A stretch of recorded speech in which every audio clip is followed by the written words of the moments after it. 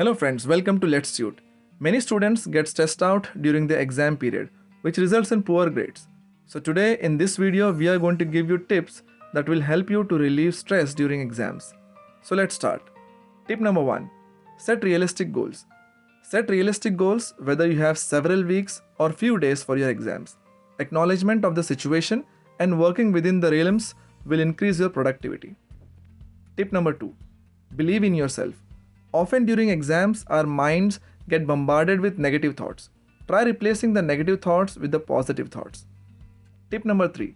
Talk to someone. Don't hesitate to ask for help if you are struggling. Talk to friends, family members, or mentors about how you are feeling, because in most extreme cases, asking for help will save your life. Tip number 4. Eat well and sleep well. Don't play with your food and sleep during exams. Make sure you're getting 7 to 8 hours of sleep and enough protein to keep your body functioning at its peak. Tip number 5. Don't panic. Try holding your breath for 5 seconds whenever you're panicking, because panicking will not give you a better outcome. Instead, it will make it worse. And in the end, bonus tip. Remember one thing, exams will not determine your future. So go easy on yourself during exams. Thank you.